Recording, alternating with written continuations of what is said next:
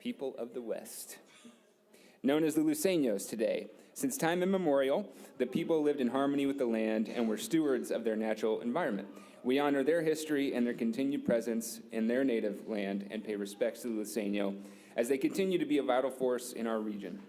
Along with this effort of acknowledgement, we strive to develop a deeper understanding and appreciation of the Luiseño people.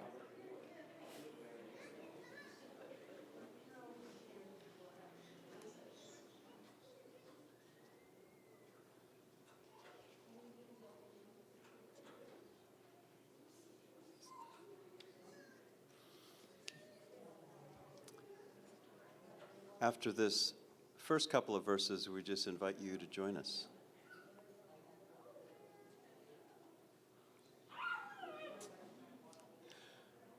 Gonna keep on moving forward. Keep on moving forward. Keep on moving forward. Never turning back, never turning back. Sigamos adelante, siempre adelante, siempre adelante, sin volver atrás. Sin volver atrás. Gonna keep on loving boldly. Keep on loving boldly. Keep on loving boldly. Never turning back. Never turning back. Amaremos con pasión, siempre con pasión, siempre con pasión, sin volver atrás, sin volver atrás. Gonna reach across the border. Reach across the borders, reach across the borders, never turning back, never turning back. Vivimos sin fronteras, siempre sin fronteras. Siempre sin fronteras, sin volver atrás, sin volver atrás. Gonna reunite the families, reunite the families, reunite the families. Never turning back, never turning back. Familias reunidas, siempre reunidas, siempre reunidas, sin volver atrás, sin volver atrás. Gonna keep on moving forward. Keep on moving forward. Keep on moving forward. Never turning back. Never turning back.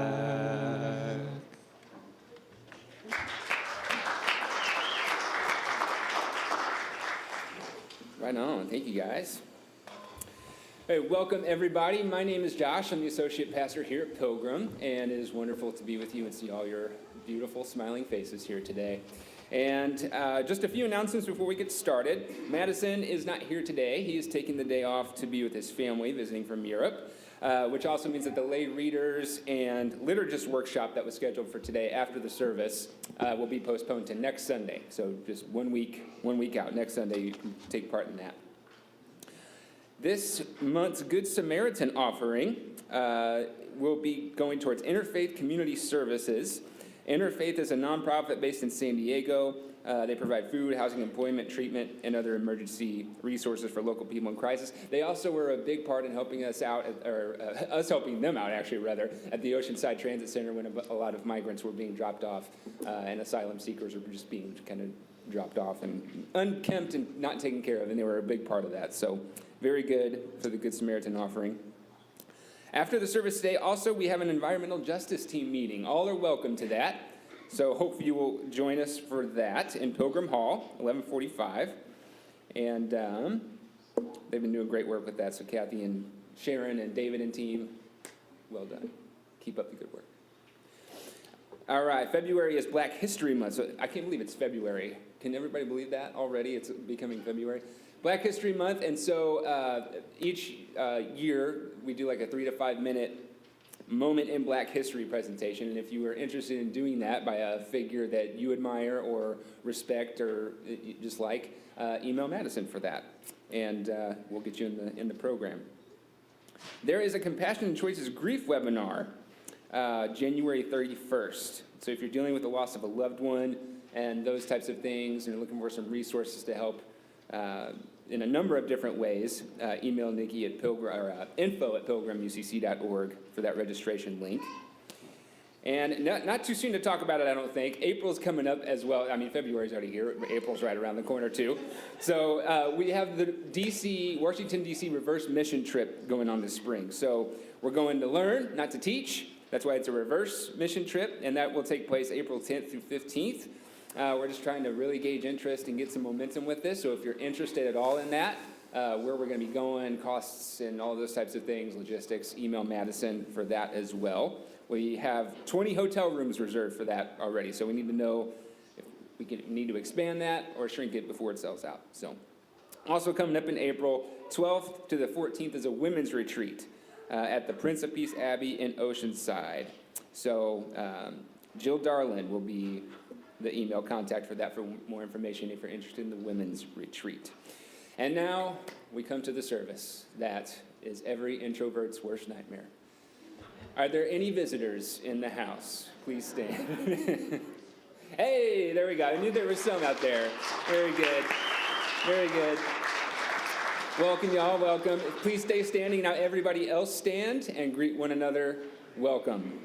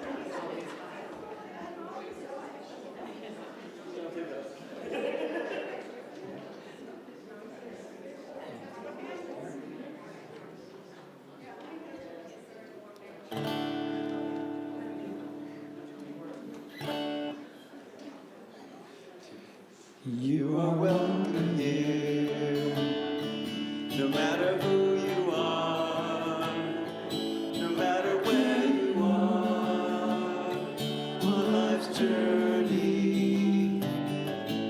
You are welcome here, no matter who you are. Come and join with us. We're united in the Church of Christ. United in the Church of Christ.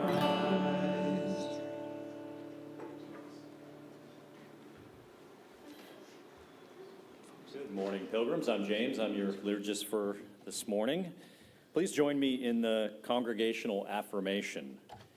We are an open and affirming community within the United Church of Christ with a progressive theology, commitment to spiritual growth, and a passion for social justice. And now the call to community. God, we are gathered here and give our full selves to you this day, no matter how broken or fragmented we feel. Do your work among us, O God. Tune our hearts to the voice of your Spirit, who gives us our unique voice. Wake us up to be present to you and to one another.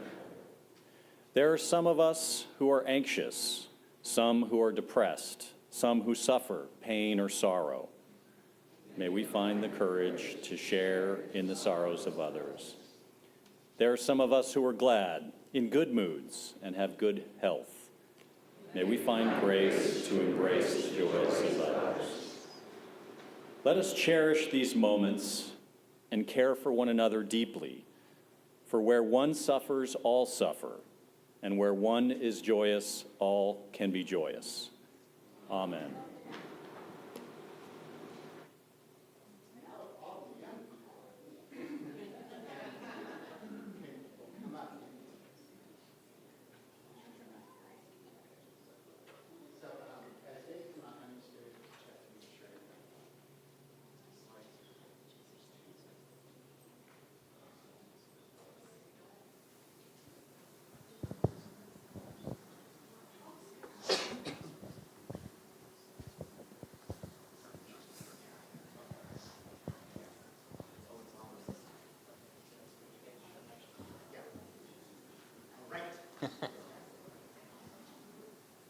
So Josh is going to help with holding the mic because we're going to do some movements and as I tell this story.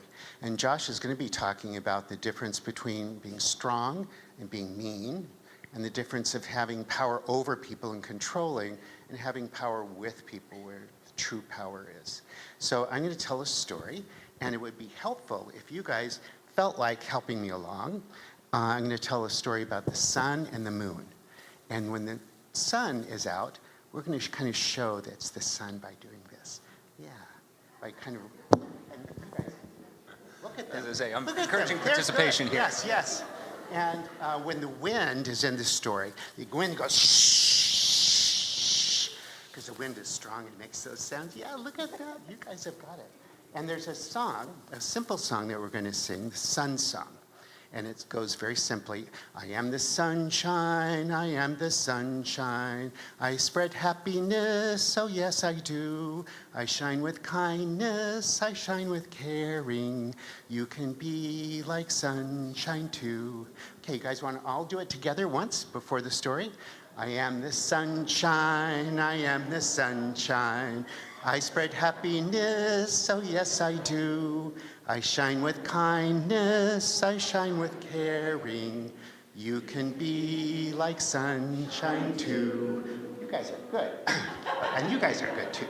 So the story is about the wind and the sun. The wind, all day long one day, was blowing its cold, icy breath. Shh. And he was feeling very strong. And the sun was shining its beautiful bright lights and was also feeling very strong.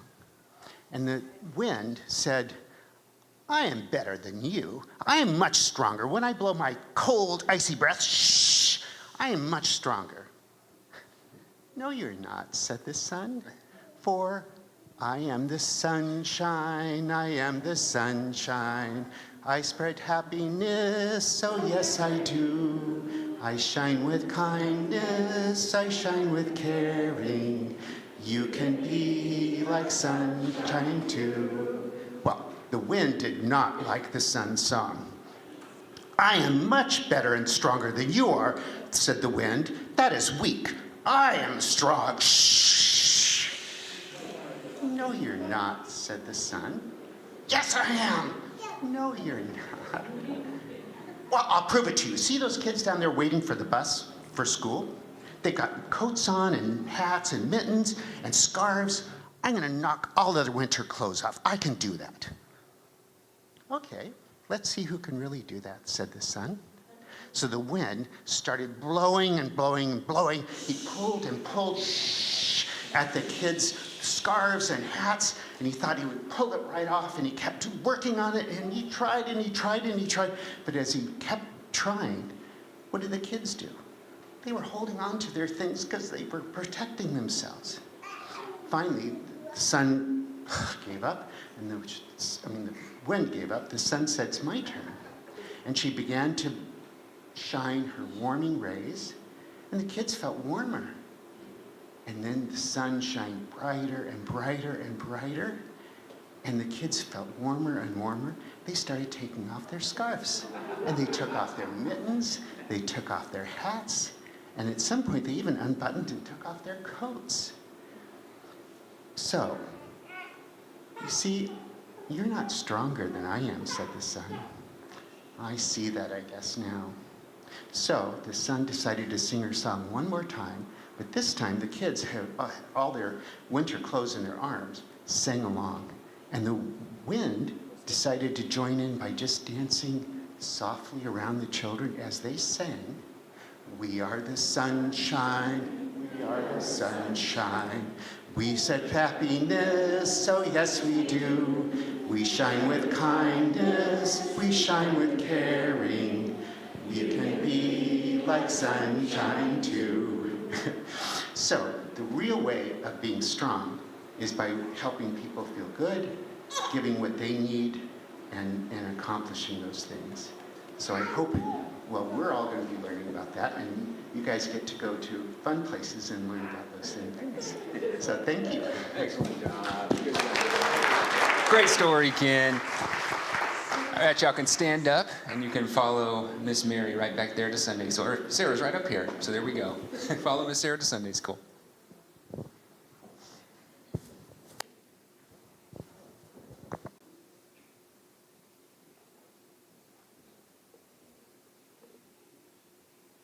Thank you, Ken. Please join me in the unison prayer of invocation. Divine source of liberation, free us from the chains and burdens that bind us, from oppressive systems and those who disappoint us, from the schemes and ambitions that exploit us. Use our despair, both personal and common, to break free from injustice and empower us to build a world where all are valued and heard. Amen.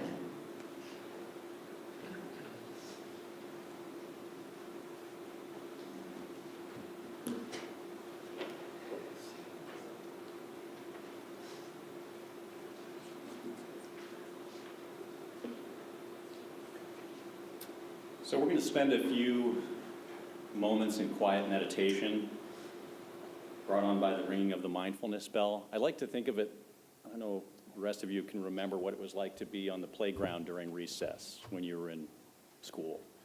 And then that bell would ring that would bring you inside. And the analogy is, let's retreat inside ourselves for just a few moments and be still.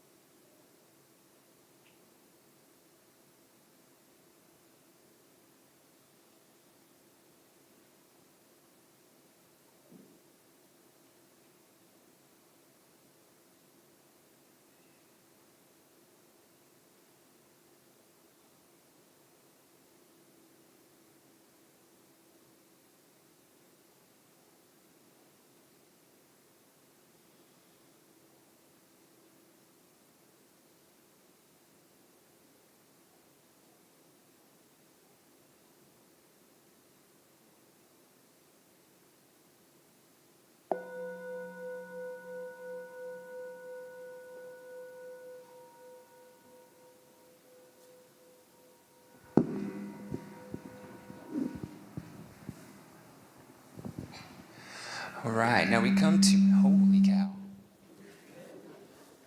Ken did a number with the wind on the microphone. There we go. We come to the time in our service now where we share joys and concerns. So we'll pass around the mic. And if you have a joy to share or a concern, prayer request to share, just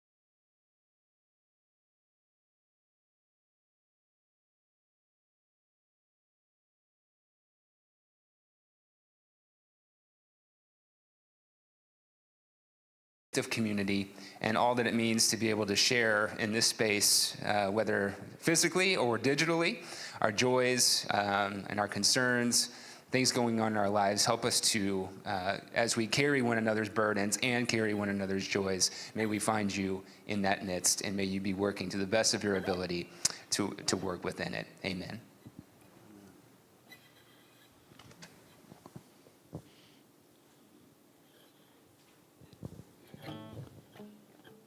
And God will raise you up On eagle's wings, bear you on the breath of dawn, make you to shine like the sun, and hold you in the palm of God's hand.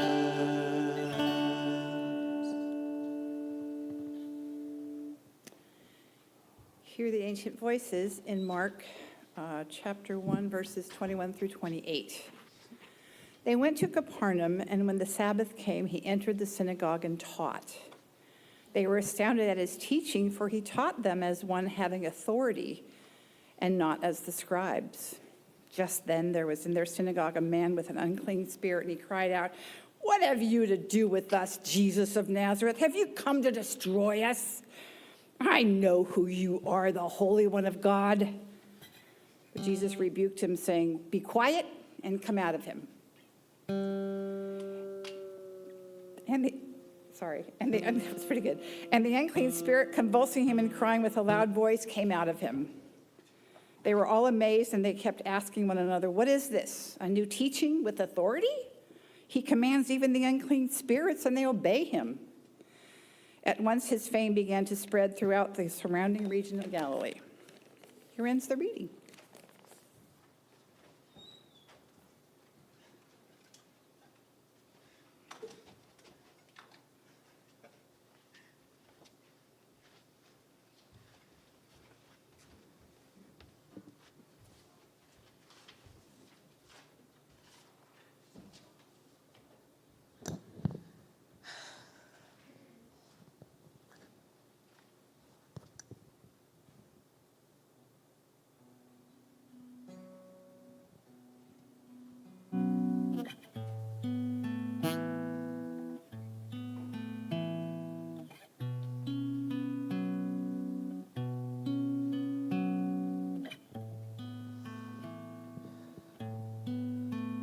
I woke up feeling great. The birds are in the trees. They're singing me a melody. La da da da da da dee. My head is on straight. My heart is in peace. My soul is incredibly ready to change history. It's a good day to fight the system.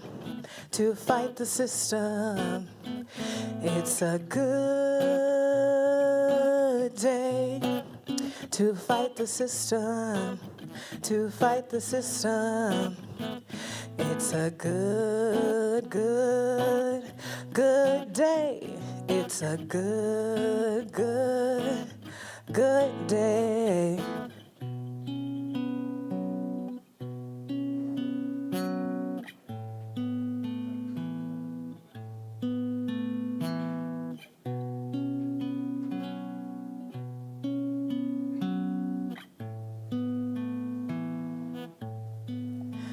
We're never gonna stop.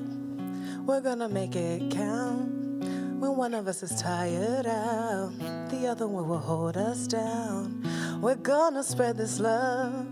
We're gonna spread it around. We're all over the city now, and way down in the underground.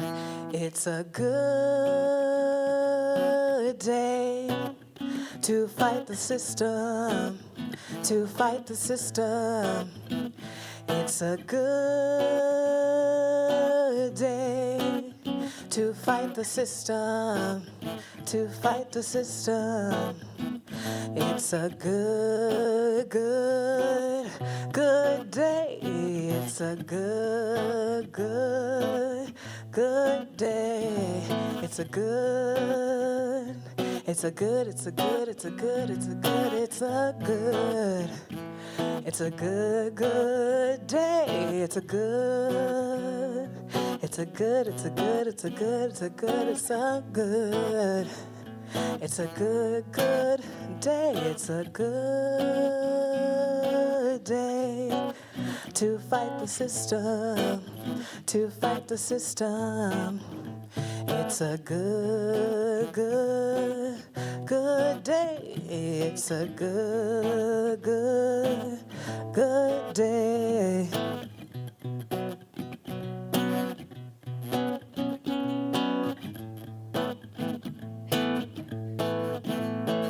It's a good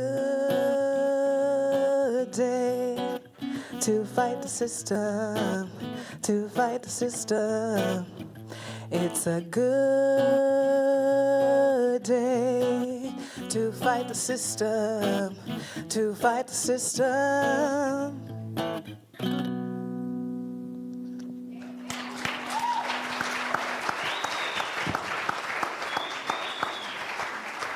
Heck yeah. Every day's a good day to fight the system. That's what I say. But before we get started here, I just want to ask a little bit of grace. We're doing this. I tried this last time that I was up here preaching, and if I get the slides wrong, just bear with me. We'll figure this out. So, greetings to everyone again. And for those of you who missed it, my name is Josh. I'm the associate pastor here. And before we get started, I just want to take a minute to say hello again to everybody online. I especially have family in both Missouri and Florida watching today. So, hope I don't disappoint you too much. No, I have so much fun with texts like we have today. And I know we still have some kiddos in the house too, so if some scary pictures come on the screen, I'll be sure to warn you or something. But the topic of demons and the devil and or Old Scratch, if you're from the South, that's affectionately called Satan there. Antichrist, principalities and powers, spiritual warfare, all this stuff. There is, as many of you know, and maybe you're amongst us today, so respect. But there is a whole fan club of people who take this stuff and run with it. And I can't claim exemption myself. In my past, I used to use the same type of language, believe those sorts of things. And so if you would like to hear more about that, I'm always open to have coffee over in the week. Some fun stories there for you. But many, many folks out there are infatuated with this worldview of spiritual warfare, where demons are hiding behind every corner, waiting to just jump and attack you, manipulating events to their own evil desires, thwarting the world as they try to take over and establish, the reign of Lucifer on earth, these sorts of things. Now, again, respect if you believe something different. A lot of people have a lot of different opinions on these things, but I am at the point in my faith and in my life, I don't believe that there is this individual, personal, red-headed figure wielding a pitchfork, running around the earth with his little minions attempting to make a mess and watch the world burn. The world is burning just fine on its own. We're doing a really good job at it, thanks to our ignorance. But I do believe that stories like we have this morning, texts like we have today, are part of our faith, and we can't dismiss them as stupid or pre-modern or, enchanted kind of worldviews. We have to do something with these stories, whether we think that there is a Satan figure running around the earth with actual mythical demons or not. So, before I continue, I want to draw your attention to, I had a few recommended resources. There we go. Not the one that I wanted. That's where you're supposed to close your eyes, kids. Come on.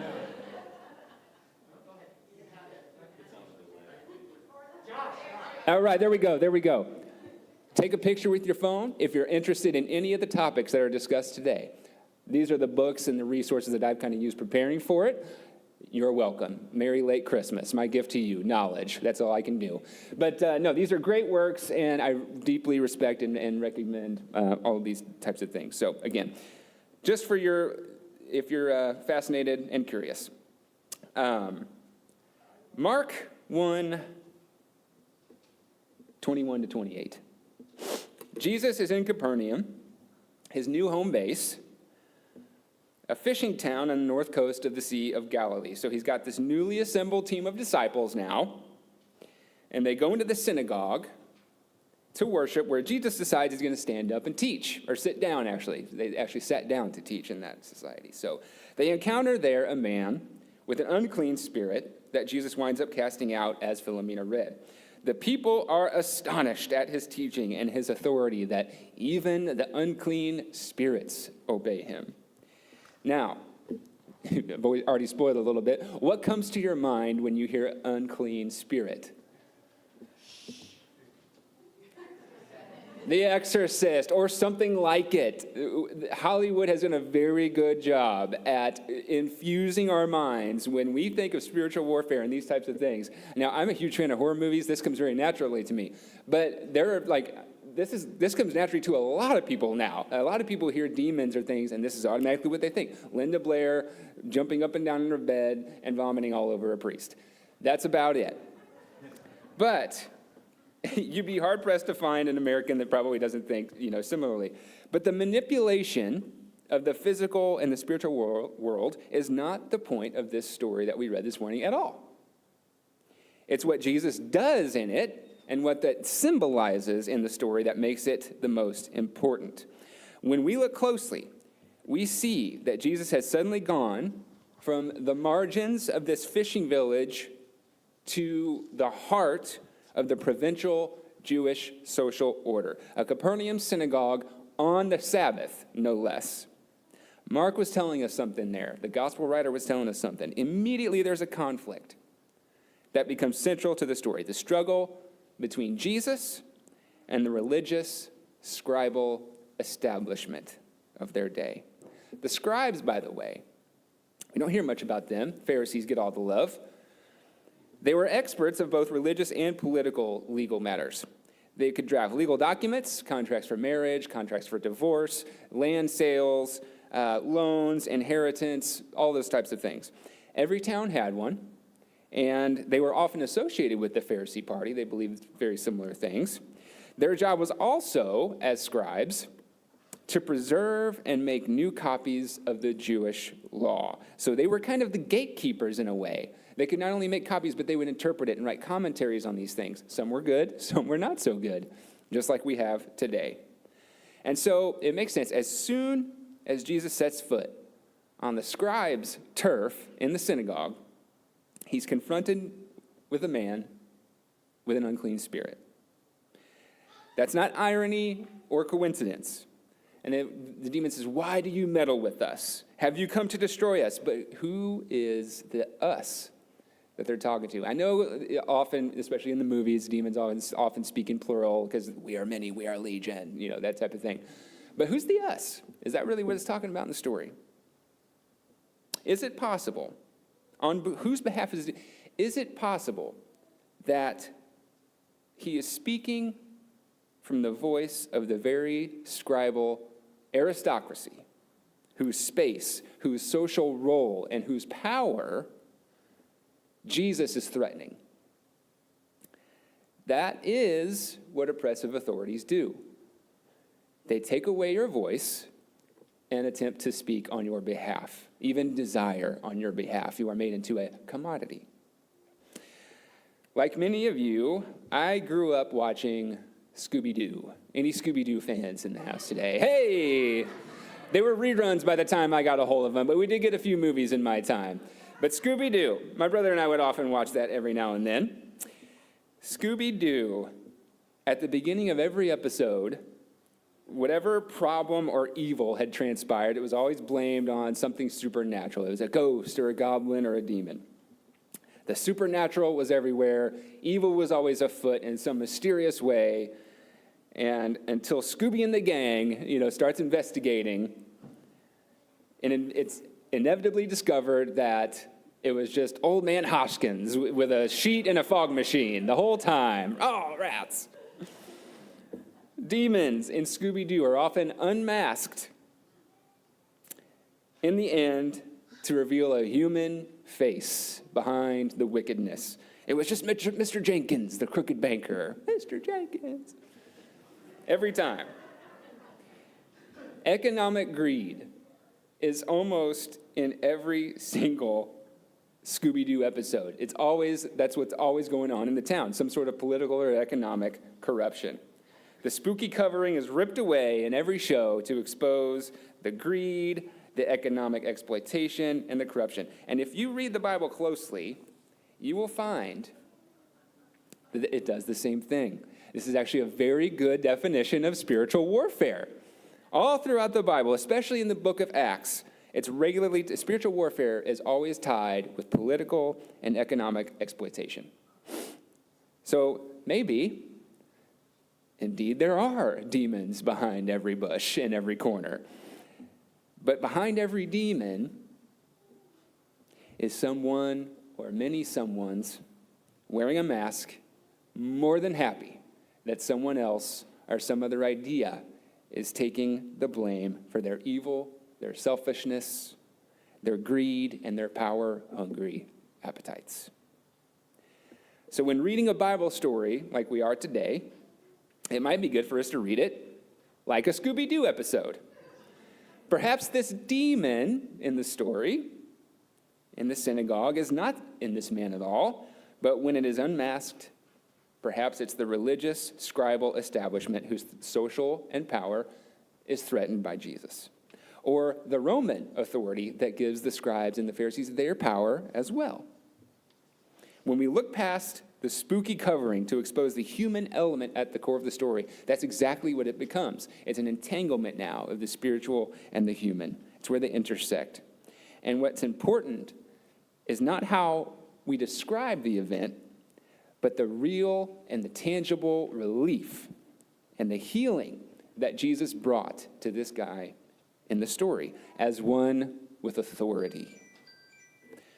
Jesus' authority, though, isn't what it used to be nowadays, is it? If it ever really was in this country. Doesn't mean the same thing these days. Jesus' authority doesn't hold the power that it once did, at least not in the same way, and that's bad news to a lot of people.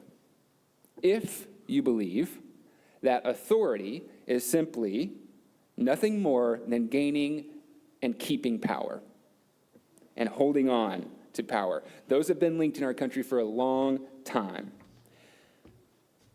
We look to authorities to exert power over us, just like Ken's message, the sun or the wind trying to take over the sun. Or we try to secure power ourselves by voting for the right authority, because that always works out well too. Creating laws against whatever and interpreting it to our benefit, like the scribes in the story.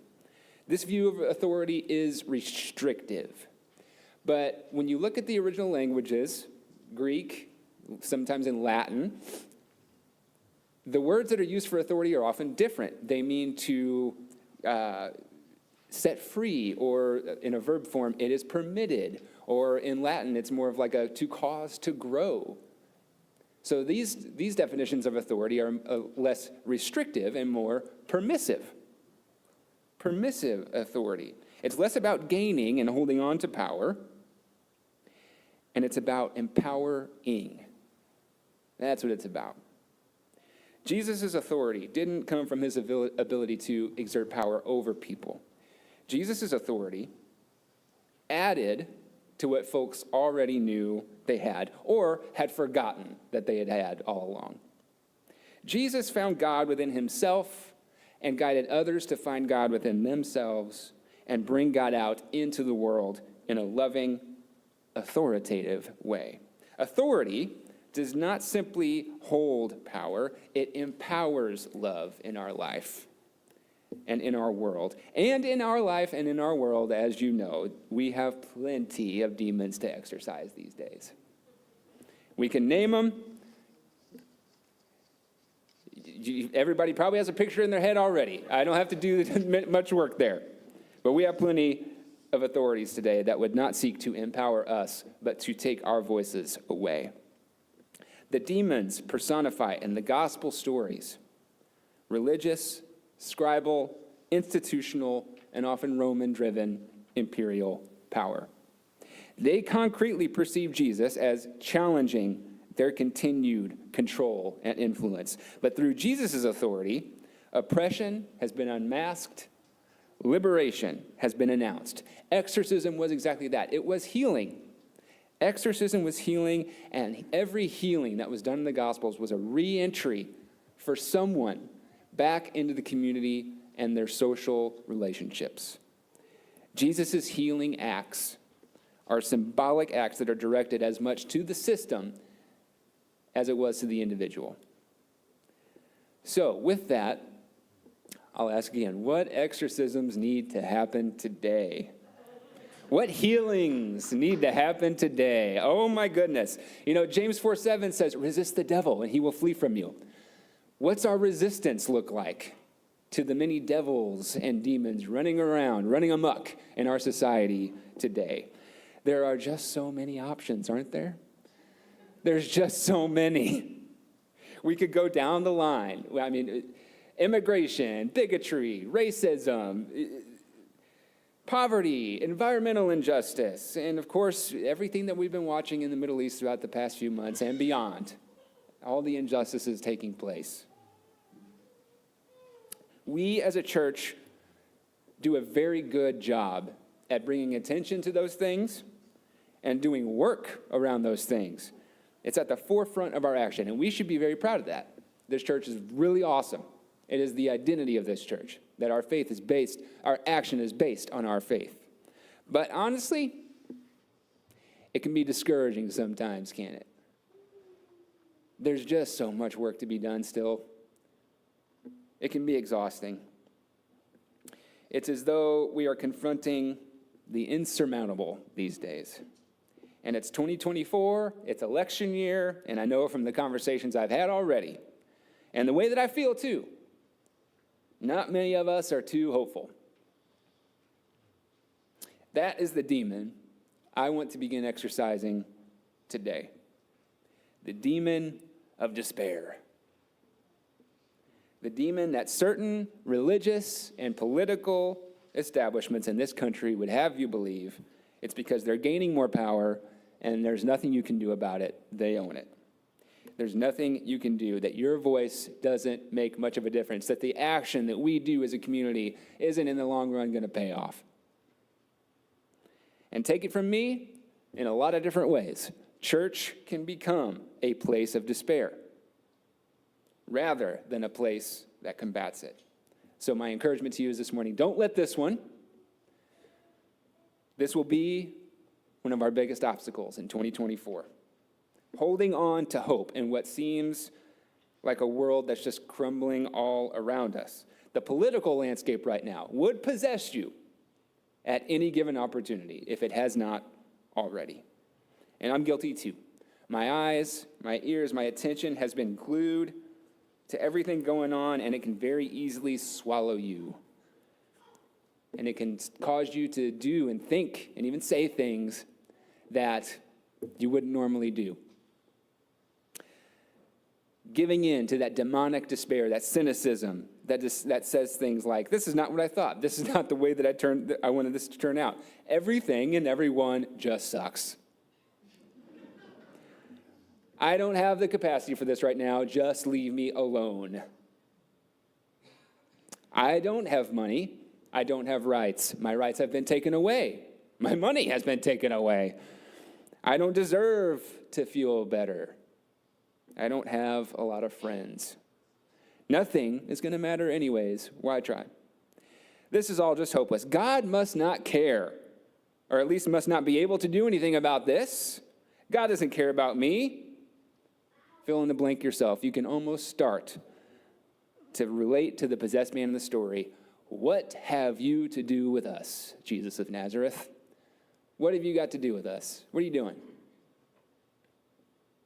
It may not seem like it now, but Jesus has everything to do with us in this moment. One of the things that's characteristic about our culture today and particularly the neoliberal late capitalistic economy that drives it, is so rampantly individualistic, and it isolates us from some of the most important relationships in our life, and it makes us commodities. It makes us feel that we are alone, that we should be alone. It forces us to take responsibility for things that aren't ours to take responsibility for. All these things have led to what is now being described as a mental health epidemic. And it's true. Mental unhealth is rather on the rise in many different forms, many different ways. The world is more connected and more populated than ever, and yet we feel more alone and isolated than ever. But we're not. We're not alone. You're not alone. Many of us despair. Many of us are depressed. Many of us are anxious. There's no shame in this fact. In fact, I believe it was a wise rabbi that once said, "Blessed are those who mourn." Blessed are those who mourn. Mourning, despair, depression can, if channeled, actually be the source of protest. If channeled, can be the source, the site of our resistance. It may be seen and it might be felt as weakness, but if you let it, it can be your witness too. It can be the reclaiming of your voice. Those who mourn, those who are depressed, are blessed insofar as they actually bear witness to this masked oppression of the powers and the authorities that seek to exert power over our voices, our bodies, and our souls. The masking of this attempt at controlling our desires and our choices is made more complete when they try to strip the political significance of things like depression, anxiety, and the like. They aren't all just biological. They are also symptoms of something very much bigger. When we unmask these demons of our time, we discover people that are sad, fed up, anxious, angry, people who are fighting back against the desires that we're told to have, or that we're told, well, this is just the way things are. Just the time that we live in. Just it is what it is. That's the way things are.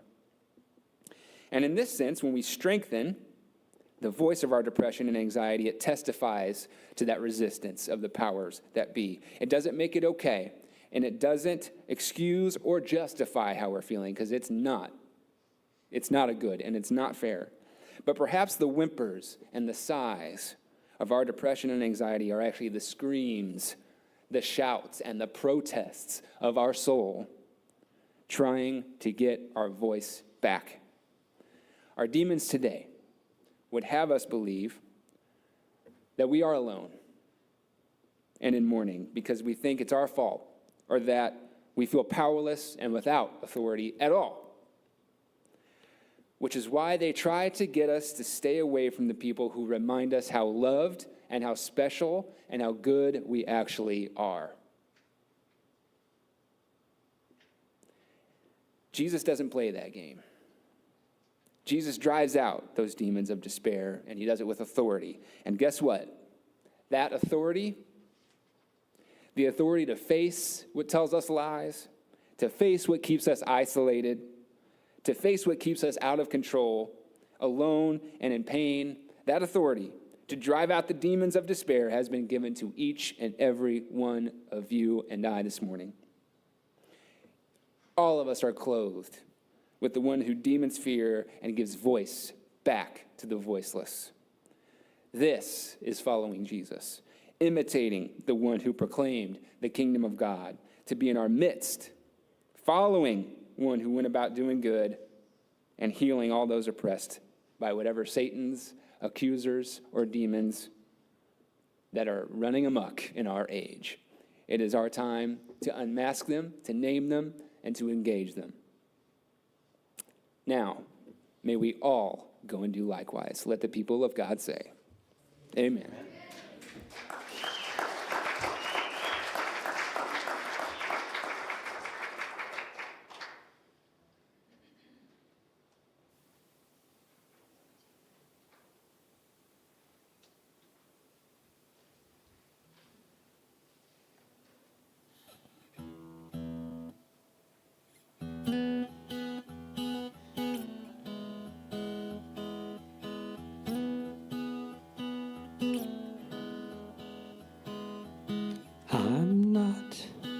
sitting down.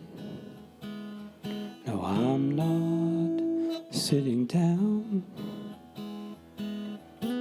I've been silent for too long now, so I'm not sitting down. We are just the same, but skin gets in the way. We will all lose our breath someday, 'cause we are just the same. When it's rigged before the game's begun, we should question every hand, till the deal's the same for everyone. You know we gotta make a stand. If we wait here for the wind to change, ship will sail on by. If we really want to see that day, it's up to you and me to try. So I'm not sitting down. No, I'm not sitting down. I've been silent for too long now. I'm not sitting down. I'm not sitting down. No, I'm not sitting down. I will stand here beside you now, 'cause I'm not sitting down.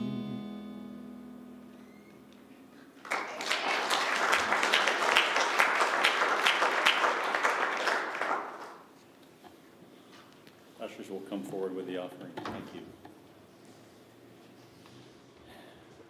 On the theme of driving out demons of despair, I'm going to be traveling for a couple weeks, and one of the things I like to do when I'm traveling is figure out a way to visit people I haven't seen in a long time. And I'm really looking forward to visiting my aunt and uncle who live in Elko, Nevada, which is sort of one of those places that's not on the way to anywhere.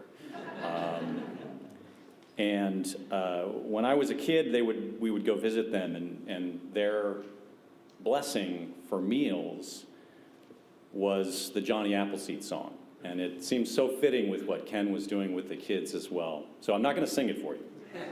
But especially with the rain that we just had, I know that there was a lot of flooding, but that rain is life-giving. So the Lord is good to us. And so we thank the Lord for giving us the things we need: the sun, the rain, and the apple seed. The Lord is good to us. Thank you.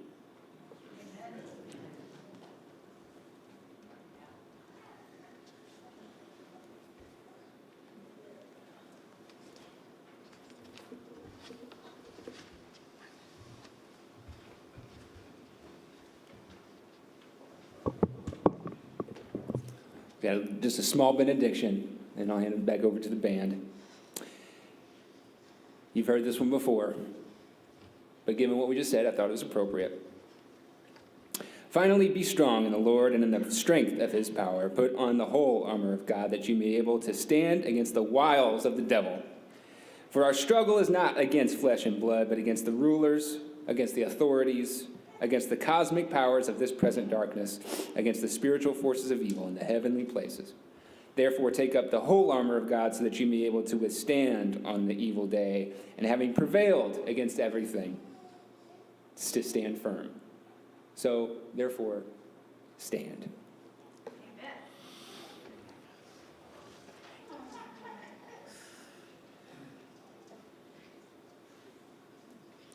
Well, it looks like it might be a hard road, but I'm gonna walk it with you. And I know you might have a heavy load, but I can carry some too. I will lift you up when they push you down. I will raise my voice and stand my ground. Well, it looks like it might be a hard road, but I'm gonna walk it with you. And it looks like it might be a long night, But I ain't going nowhere. and I know it's gonna be a hard fight. But I will stay right here. I will shine the light in the darkest tower. I will face the man in the tallest tower. Well, it looks like it might be a long night, but I ain't going nowhere. I will work, I will fight. I will stride in the name of love. I will speak, I will shout. I will sing to the skies above. Well, it looks like it might be a perilous climb, but I will follow your lead. And I know it might be a long time until the last one of us is free. But I will hold on tight, stay by your side. I will be with you through this whole damn ride. Well, it looks like it might be a perilous climb, but I will follow your lead. Well, it looks like it might be a hard road, but I'm gonna walk it with you. And I know it might have a heavy load, but I can carry some too. I will lift you up when they push you down. I will raise my voice and stand my ground. Well, it looks like it might be a hard road, but I'm gonna walk it with you. That's right. I'm gonna walk it with you. I'm gonna walk it with you. I will walk, I will climb, shine the light the whole night through. 'Cause it looks like it might be a hard road, and I'm gonna walk it with you.